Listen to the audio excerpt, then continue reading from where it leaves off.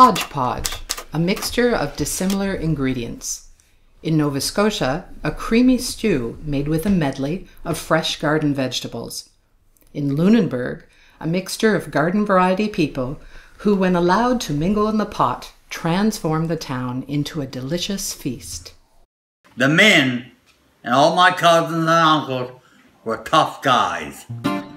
I came for 1 year, by the way. My idea was to get some experience and then go back to Cape Breton, but I felt like I was losing myself in Toronto. I think Lunenburg has the capacity to be very progressive. There is a bit of an issue with come from away sometimes. It's kind of neat to know somebody whose ancestors came with your ancestors to this community and settled here. I'm from Nova Scotia, but I've moved to a different Nova Scotia than the one I previously inhabited. After 4 annual trips, it was starting to get harder and harder to get on the damn plane to go back to Toronto. I like here everything. I like the ocean. They came from all over the world, wave upon wave, to Lunenburg. The Acadians, I would say the first generation saw themselves as Frenchmen. the Germans, My ancestors and my wife's ancestors were on the same ship, and that 10, 11 generations later, that we as young children will get together and later marry. It's like history repeating itself.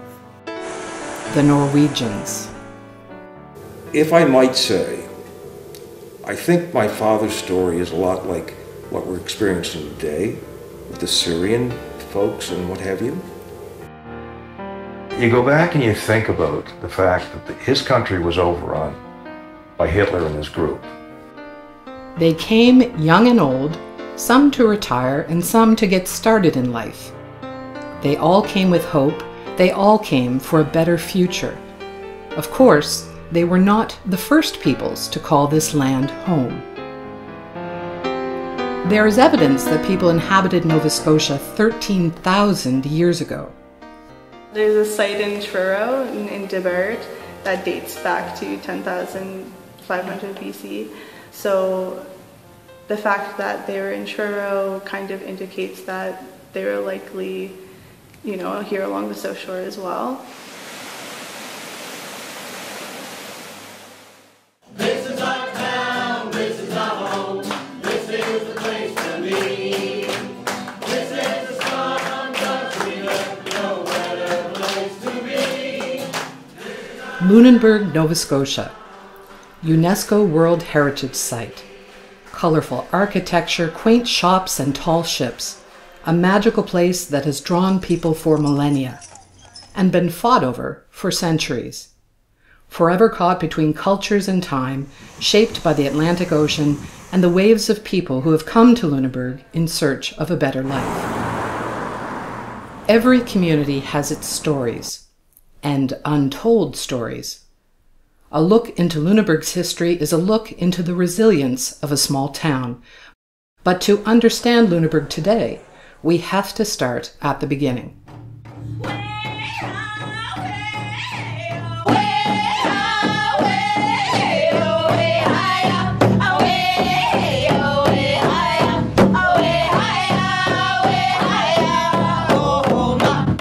My great-grandparents were born on the island of Newfoundland, and before them, my ancestors came from Cape Breton, Digby, the Valley, and La Have.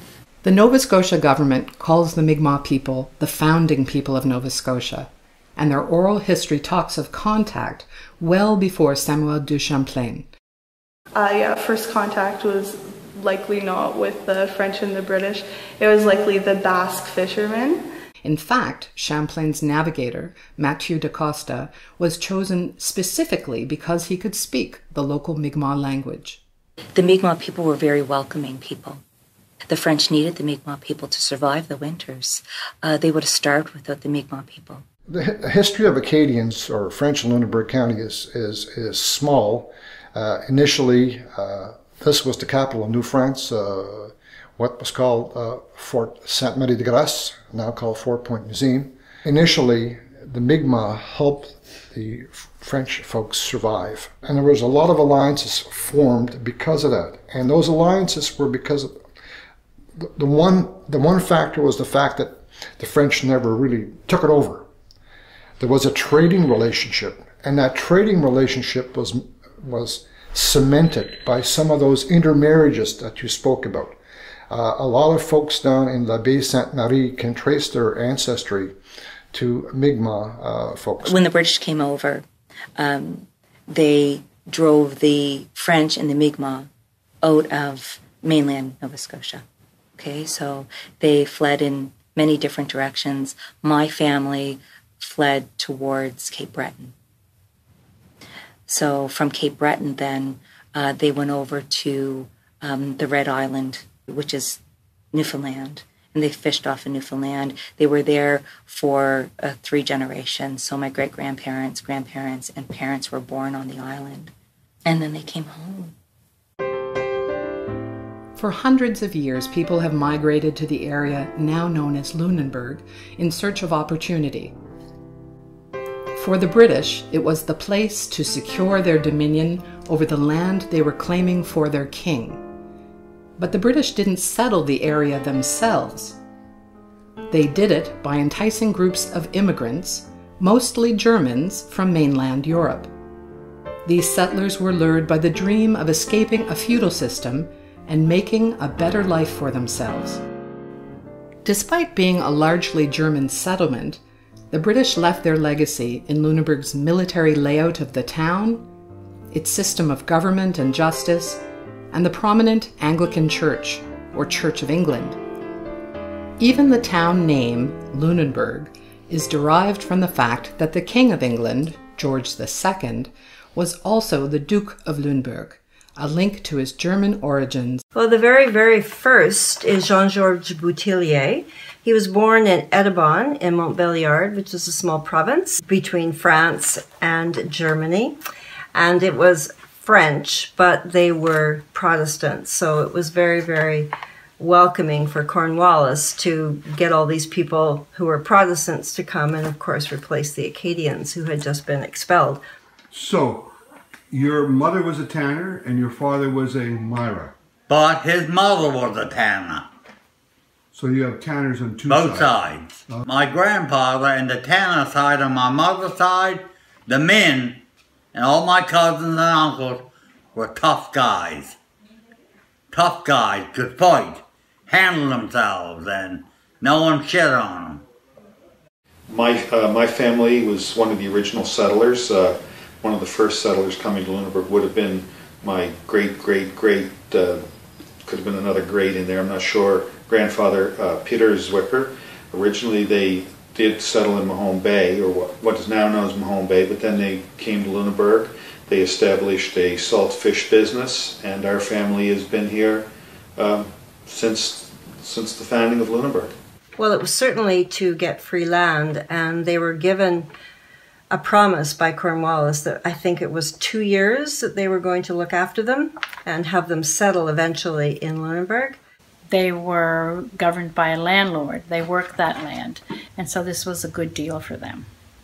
Once they got to George's Island in Halifax, off of Halifax, they had poor living conditions. They actually rioted and had a petition signed, and it was sent, I think it was sent to Cornwallis. But they did get down here, they did have their land. There were issues with them surviving those first 2 winters. Many died. It was a really harsh time. But they came because they were getting something for free. Yeah, 1 out of, I think it was 1 out of 5 survived. So it really took its toll. My family came to Lunenburg in 1753. That's what we know, when Lunenburg was founded. There's a gentleman in Lunenburg who's a good friend of mine. His name is Ralph Getson, and Ralph and I would carry on that our families, the Getsons and the Creasers, came from Germany on the same boat. And Ralph will tell the story that the Getsons, when they left Germany, had some money, and by the time they got across the Atlantic, they lost all their money to the Creasers in a card game. So that's Ralph's story. I'm not going to deny it, but it sounds like a good story. I'm sure they had fun on their trip across the Atlantic. wondering where they were going and what kind of a life was ahead of them. Of course, they spoke German, they spoke French, and they also had this Lutheran Protestant church. And Cornwallis went around all over Europe finding places where people could have those languages and were going to be quite happy to come and settle these areas in Nova Scotia. But yeah, they came to the new land to set up farming and a better life. Now you got to think about it, because these foreign Protestants, a lot of them were farmers. They were from the inlands of Europe. They knew nothing of the ocean. And so they traveled on the ocean to get here, and then when they get here and they finally come to Lunenburg, they must have just shook their heads, because if you stand on the wharf in Lunenburg, what do you see? Hills. Not good farmland, is it? Dad was a young sailor from the northern part of Norway. In 1940, the Nazis unleashed one of their notorious blitzkriegs, attacking Norway simultaneously from air, land, and sea. 30 Norwegian ships with upwards of 2,000 men, not knowing the fate of their families, sought refuge in Halifax's Bedford Basin. Hundreds of those sailors and many others eventually found their way to Lunenburg. Here they were welcomed, fellows of the sea. During the occupation of Norway, David Hansen's father tried to flee his homeland rather than be enlisted to work for the Germans. Aided by resistance fighters, he began the long and difficult trek to the officially neutral country of Sweden. So the Nazis took his mother captive and were going to kill her. So the underground got word to Dad that, on this trek, and they were going across lakes and camping in brush blinds and what have you, that his mom had been taken. So he decided to leave the party and return and give himself up. But in the meantime, thankfully, they let her go. So anyway, he rejoined his party and eventually met up with 32 others who ended up in Sweden. And this is a chuckle, because Dad never liked the Swedish hockey teams, because Sweden supposedly at this point in time was neutral. But so they were held in Sweden for 6 months, much to my father's chagrin and everybody else. But eventually they were allowed to leave, and they went to England and joined the exiled Norwegian Navy and Norwegian merchant ships who were exiled under the king in England. And he served from 42 to 45 on Norwegian merchant ships, and it actually was at Omaha and Juneau Beach in merchant ships. And never said much about it, but was quite proud of it, and today I'm quite proud of that. Like many Norwegians, Robert Folvik's father worked on seagoing vessels. When Norway fell to the Nazis, the merchant ship he was on became trapped on the Seine River. And on the way back up, they were going into France, into the Seine River, to pick up a load of red wine. In the process, they got stuck in the river. They had the wine picked up, so for I guess over a week, they basically drank, first of all, 3 days of red wine until the stomachs turned sour. And then finally the planes, when they attacked Paris, they came to the Seine and they were bombing along the river. So the boat made a run for it, and they got halfway down the river and they got bombed. There was 1 or 2 people were killed. They made it to shore. They got to Brest, and when Dunkirk was being evacuated, they got over back to England. Since they were Norwegian citizens, they found a Norwegian boat. They signed on there, and they came to Halifax. And in Halifax, he heard about Camp Norway being set up in Lunenburg, and he came to Lunenburg and enlisted in Camp Norway.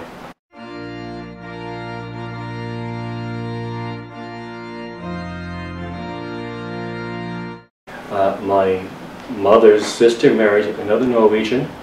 My uncle that went through the War of the West Novies, he had brought back an English war bride. So there were 3 people in our family that were basically immigrants, and that was never really brought up that you were different or just part of life as I knew it. So, but I mean, they all were successful and they all fit in, and they're accepted within the town, and you know, it's, I guess after a war situation, things are a bit different than they are after, you know, 20, 25 years of peace. People just don't think the same way. Over the centuries, Lunenburg has reaped the benefits of immigration. The legacy of not only Dad, but the Norwegian community here has been long-standing in that they helped to grow the community. They were good citizens. They worked hard. They provided, you know, they were shoe cobblers, seamen. There were captains, machinists. You know, they worked in the Lunenburg foundry. They worked here at ABCO. They worked for National Sea Products. They were part and parcel of the community.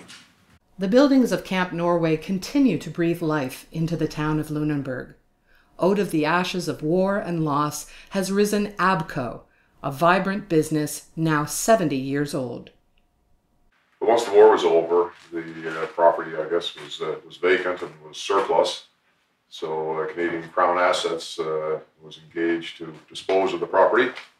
And my father and a group got together and decided that they would submit a bid for the property with an idea of developing a business for themselves here based in Lunenburg. So they were the successful bidder and acquired the property on February 2nd of 1947. So ABCO's been here 70 years on the property since this past February.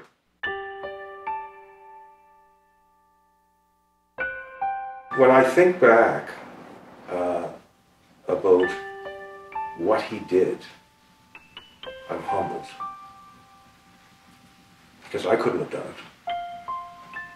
You know, when you think about kids today, you know, not kids, but young adults or kids, look at this and say, oh. But they do not realize what war does to people and how it tears people's lives apart and how people then have to climb through that.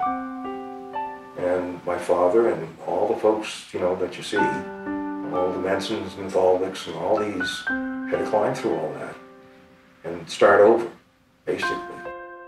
Lunenburg continues to welcome those searching for a peaceful life and an opportunity to thrive. I was happy in Syria. I went to school. I worked with my father and I helped my family. I had a normal life, a simple life. I went to school with my sisters. I lived with my family, and I was happy. The Syrian war brought disaster to both Ahmed and Isra's families. Thousands of innocent civilians, men, women, and children, have been killed. Whole communities reduced to rubble. To be a refugee is very hard in your heart. We didn't have a choice. We had to be there. There were almost 90,000 people living there. The air is not clean, and you cannot take a shower. You cannot clean yourself or anything. But even in such harsh conditions, there was light. Isra and Ahmed met in the camp and fell in love. Despite such harsh conditions, Ahmed worked on a gift for Isra. This, I think, 4 months or 3 months and a half, 4 months. Work with a friend.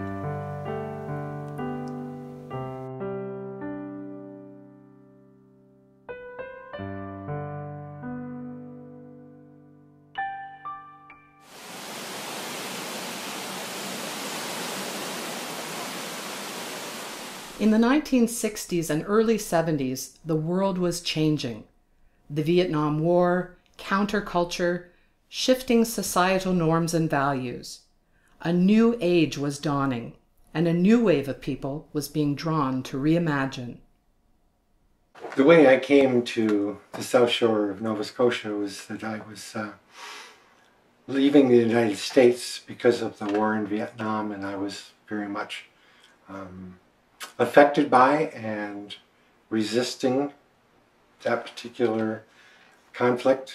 We created Roots because David said he came from, you know, like kind of ripping out his roots, you know, to come here and then wanted to reestablish. And I felt I was returning home because I was born in the Maritimes.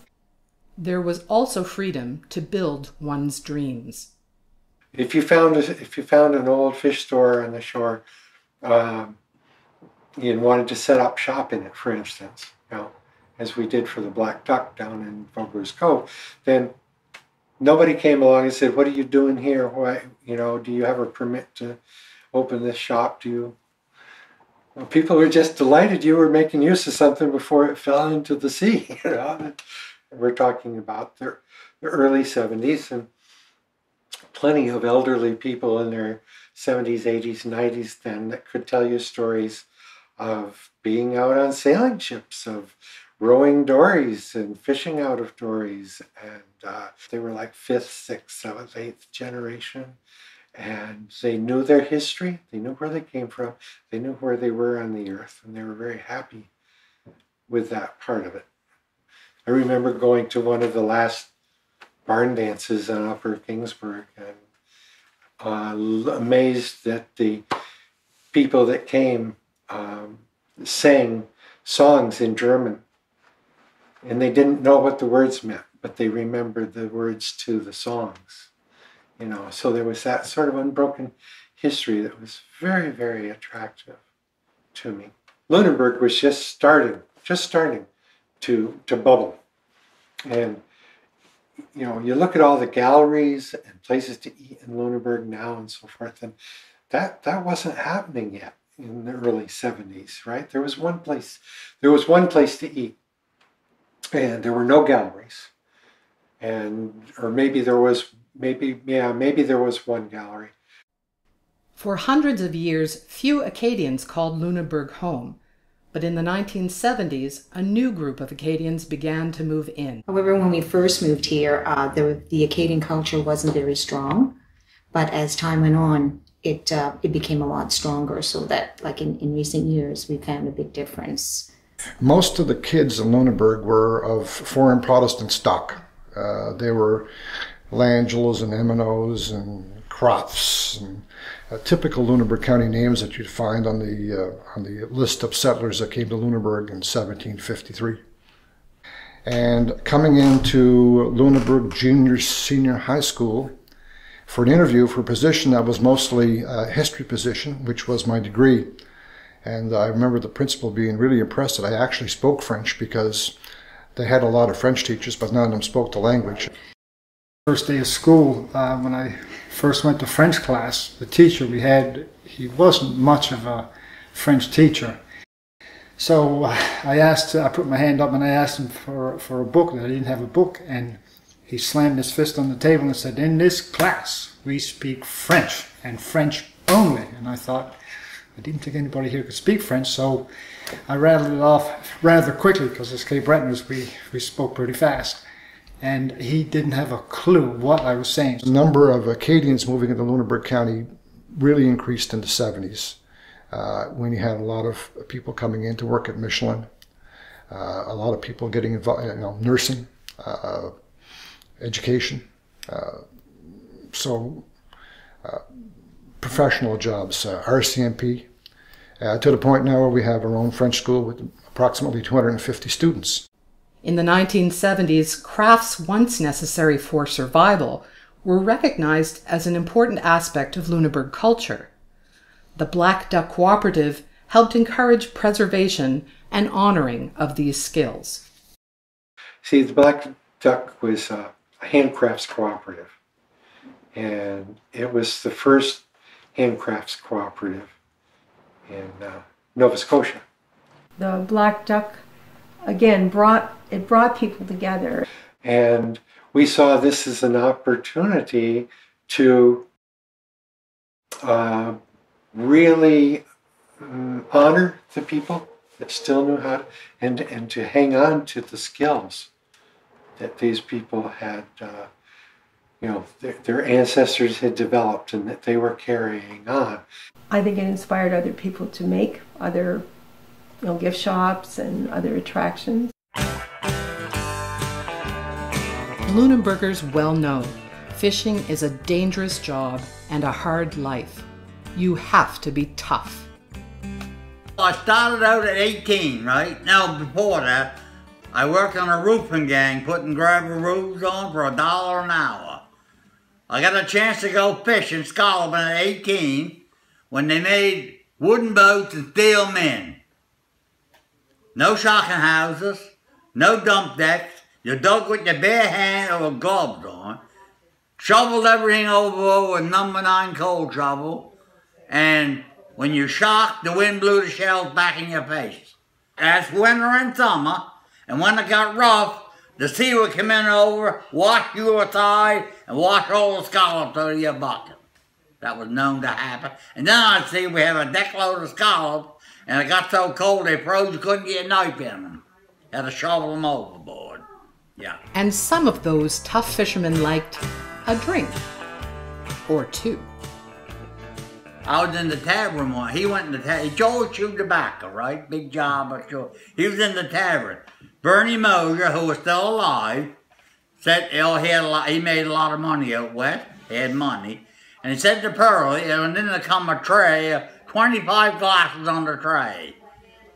Bernie said to Pearlie, if you can drink them 25 glasses in 15 minutes, I'll pay for it. Pearlie shoved the tobacco to the side of his mouth and drank the 25 glasses in less than 15 minutes.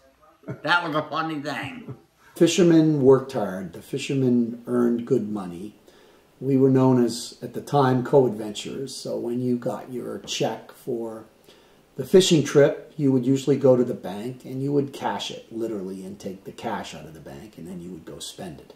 Car dealerships did very well in Lunenburg. There were stories of fishermen who bought cars and would literally smash it up before they went out, so they would have to buy a new car the next trip they came back in.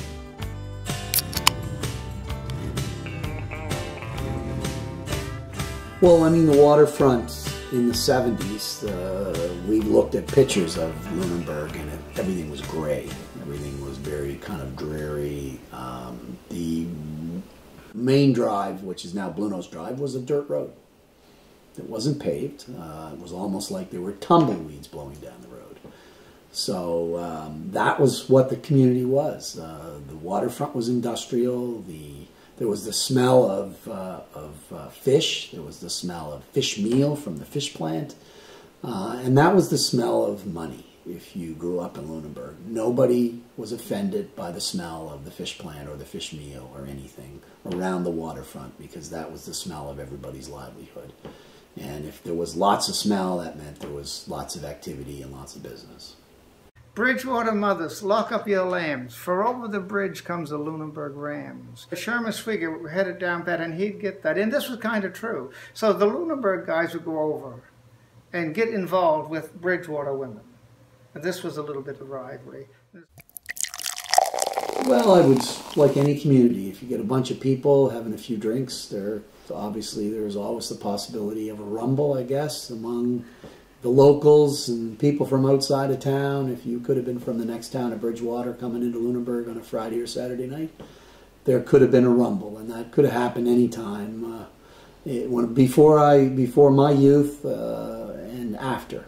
It's worthy of noting. When my grandmother died, grandmother Mrs. Tanner, and she had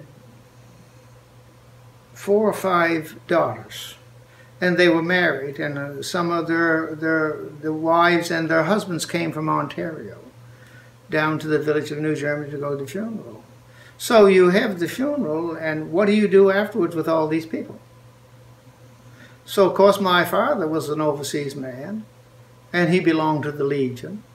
So him and 2 or 3 of his brother-in-laws, which he doesn't meet too often, they would go to the Legion after the funeral. I remember it quite clearly. And, of course, they drank a little too much.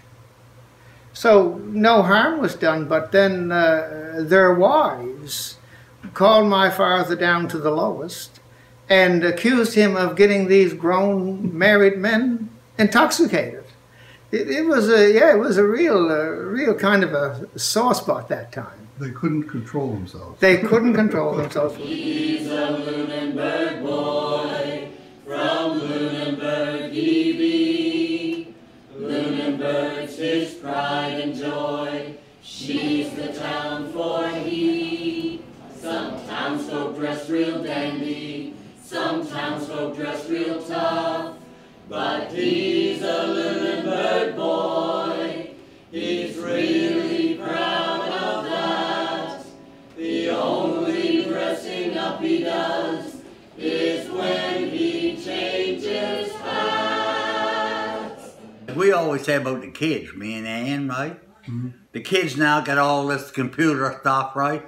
When we were growing up, we had bicycles, went swimming every day of our lives out in garden lots, and had nothing. I got 10 cents a week to go to the show on Saturday afternoon. That was it. No candies, no nothing. That was it, 10 cents a week. And now you gotta have $1,000 a week. You know, so that's the difference. And we lived off the land, right? Always had gardens. Peter Zwicker's father, very active in the community, had a good take on the Lunenburg way of life. You know, he would share sort of things with me that, you know, for example, Lunenburgers don't like change. And, you know, the older I got and the more I was around Lunenburg, the more I realized that the community, while recently is embracing change, there was a period of time when people didn't want change. And so he was, you know, very sort of forward thinking that way. He was very, he was wise in, I think, in his years. And sometimes I'll remember things and I just call them Shermanisms because it's advice rather that he imparted upon me that I think is really quite relevant. And one of my favorite Shermanisms is advice not asked for is seldom taken. Lunenburg is now attracting a modern wave of pioneers. People were very much disbelief when they realized what we were doing, most particularly and amusingly, Vernon Walters, who was the third generation of blacksmith who inhabited this building. He was just incredulous when he thought that we were opening a distillery here. For decades, Thomas Walters' blacksmith shop had been an important landmark, producing ironworks for shipbuilders all along the South Shore. When we first arrived and he heard we were starting a distillery, his first comment was, "Oh boy, another failed business for my old shop." So he was a little grumpy at the beginning, but I think once he realized that there were people coming to visit. He used to joke that by the time we moved in and opened our distillery, he was on so much medication he couldn't drink anymore. So he thought that was a little annoying. But in the end, he actually gave us one of his anvils.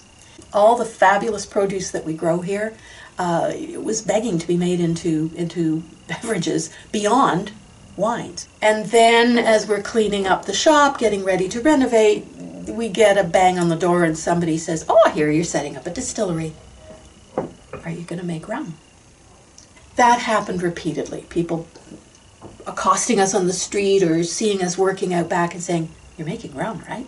With these big grins on their faces, and we had not intended to. But we soon realized that, okay, we're honoring the heritage here, we're honoring the history. We have to honor rum because it's so much a part of the nautical world here, the sailing world, the trade route, and what people drank. Today there is a steady flow of young entrepreneurs choosing to make this place their home. Why Lunenburg? We met beautiful people and we saw a real opportunity for young people to create jobs outside of the 9 to 5, and it's really working out for us that way. There are new events and new ideas popping up and they're being widely accepted, so there's a new energy about the area that's very accepting and open-minded and allowing, and there's all kinds of different things being embraced, which is really exciting. I was looking for community, and Lunenburg really felt right. It seems like a lot of young people are moving here and finding work, making a life for themselves, creating their own jobs, and that's what feels really exciting.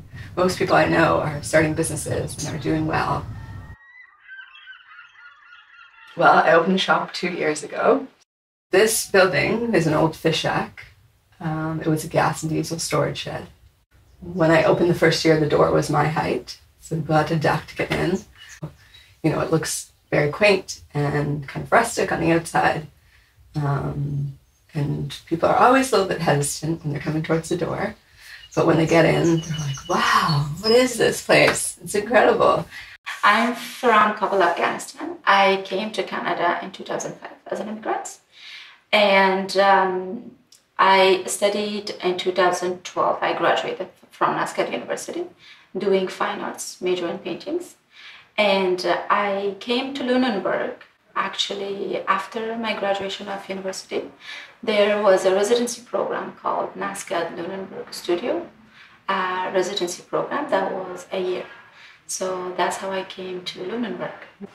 This town actually really reminds me of my little town in Afghanistan. It was called Shahrara, Kabul. It's a really little town in the heart of Kabul city. So when I came here, I kind of felt like I was in that environment again.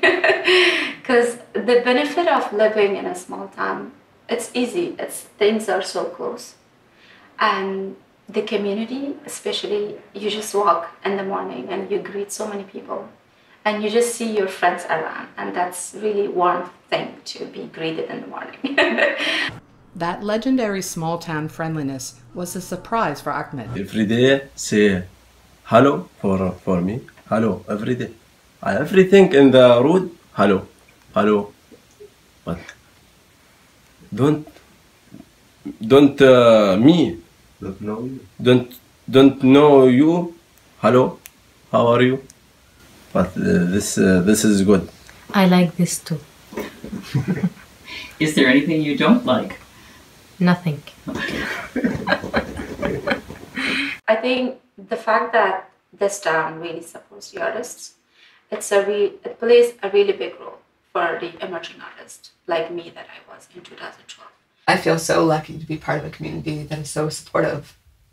So many people I know and care about come into the shop, are spreading the word. There's a whole group of women in business, young women in business, that come together and meet and support each other and brainstorm and come up with ideas on how we can grow. I am an entrepreneur, artist, keeper of a drum, keeper of women's circles, and an active member of the community. I lived on the South Shore until I was about 18, and then I went to the University of Dalhousie and was recruited by TD Canada Trust to be a manager. I did that for a few years in the Greater Toronto area, and then I went on to pursue entrepreneurship. I was so involved in work that I left everything else behind, and I did that for almost 10 years, and I felt empty. I left my family, I left my culture, I left everything behind to pursue financial gain. And when I achieved that, I looked back and realized that I had nothing else. Yeah, I think people are choosing lifestyle that, for me and a lot of people I know, they value time over money. So they're willing to have less, but, do more with their life. So, which is really inspiring to see. Being on the South Shore, being home, allowed me to balance my life. So it was no longer just about work. It was about work. It was about my creativity and balancing my time. For some who choose to live in Lunenburg, it is a homecoming. For others, it is a new adventure. In each case, it is a choice that promises a better quality of life. What drew me back was the pace of life in Lunenburg. I had grown tired of the city. I wanted to get back to a place where I could, walk to the grocery store, walk to the local restaurant. When you, passed somebody on the street, you actually knew who they were. I was born in Halifax. I moved to Ontario in 1962 to go to university, and from university I ended up working down on Bay Street in Toronto. Well, the first connection was, goes back a few years, 1753. My forebears were part of the original settlers who settled Lunenburg from Europe. When we retired from Quebec, we decided that we wanted to live on a coast. And since 2 of my 3 children were at that point down in Nova Scotia, our son looked around and liked the Lunenburg area, so we came down. The cultural life here in Lunenburg was really beyond comparison. Our first thoughts were when we initially moved here that for any need for culture we'd be going to Halifax, but that was only an hour away, so it was no big deal. Well, we don't go to Halifax for culture, it's here. The best thing for me about living in Lunenburg is the people, the huge, rich cultural milieu. There's everything. There's music, there's theater. It's great. And for me, I have my family and my grandchildren practically at my doorstep, often on my doorstep. As you know, Lunenburg, like any small town, is a tight-knit place. So it's not the easiest to start getting introduced to people or getting to know people. So we my wife walked around the neighborhood and said, "We're having a potluck party on such and such a date. Please come over." And much to our gratitude and surprise, they did. They all came. They all brought stuff, and they couldn't get rid of them until about 2 or 3 in the morning. That's how we started meeting our friends here in Lunenburg, and we are indeed friends to this day. There is a bit of an issue with come from away sometimes, that the people, some of the people who grew up here aren't always as welcoming as the new people who've moved here, because the people who've moved here generally don't have a group already formed. So we form our own. And that's not to say that we don't also interact with the local people, and some of them have been amazing. If you are willing to make an effort and join things and be part of the community welcomes you with open arms. You come into a town this small, and there are always going to be folks who have specific ideas about how things ought to be done. For the most part, I think because we came to the town with a very straightforward purpose, and we've created our business in a very self-reliant fashion, and we've not really expected anybody to dance to our tune, I think we've pretty much convinced any naysayers. I would say that what surprised me the most about Lunenburg was the degree of difference. I guess in my foolish, blinkered, Celtic, Cape Breton background, I had this vision that everybody wore tartan and did Highland dancing. It was wonderful and startling to realize that there were entire other cultures within the province. I think Lunenburg has grown and it's become a much more diverse community, and I think that's it's been good for the community. The economy of the world has changed. Lunenburg was pretty much a resource-based economy for a number of years. The fisheries started to falter. With the falter of the fisheries, the economy was a bit of the downturn in Lunenburg. Homes fell into somewhat disrepair, but over the last number of years, with Lunenburg becoming a tourist destination, the Unesco Heritage Site, I think the community has grown and flourished. I think that we've had an investment in the community by people that are new to the community, and it's certainly been a benefit to the community. We've become a very diverse community, a lot of different backgrounds, educations, very strong arts and culture community.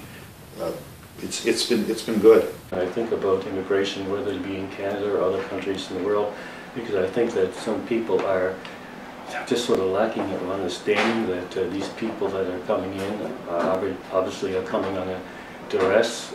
They have other things which they can offer. Any country receiving immigrants can benefit from immigration. Canada is a land of immigrants, and we've done quite well so far. It's quite natural that people are afraid of change, because you never know what change may bring. And well, there's always with change, positive change, just as well as perhaps a partial negative change. So we have to go with what's positive, because if we don't, what's life all about? I guess I've always lived in an area that's been pretty much multicultural, and I love it.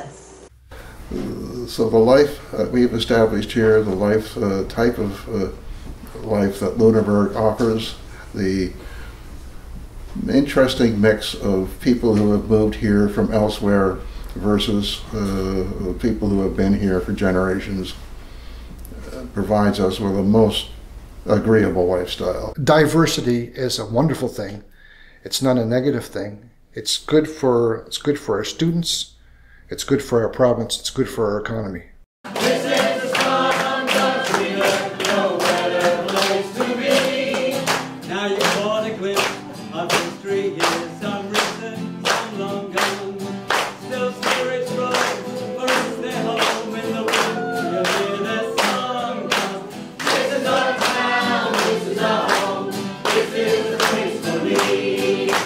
This is a sun country, no better place to be.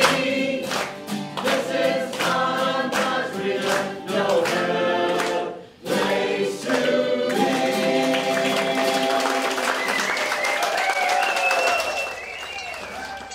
Like many small towns, Lunenburg is a community deeply rooted in its own history. Though change can be difficult at times, Lunenburg has in fact continually transformed itself. How do small towns deal with change today? How will Lunenburg navigate the next wave? If we could sit beneath the forest floor, we would see that all trees, the pine, the birch, maple, and so on, are holding hands, regardless of species. We as people, regardless of race, must come together and hold hands and help each other. We must listen to our Mother Earth. She is sending us a message. My dream for Lunenburg is a place that remains, rich in heritage, that there are still beautiful, old, colorful buildings, that we don't have modern architecture coming in. I dream of a place where there's multiple age groups, that we're taking care of our old, and that the old are taking care of the young, and that together we're supporting each other and making a beautiful lifestyle where people feel welcome, that different ethnic groups feel welcome, different people of all color feel welcome. As I look at our group trying to preserve language and culture, my sympathies go out for our Mik'maw friends who are having a hard time maintaining their language. It's a tough battle. So it's very important to maintain Acadian culture and Cape Breton culture and Mik'maw culture and all of that stuff, because if we water that down to the point where we're no longer different, we have given away something of value. My hopes are that we realize that we're all one. There's no divide.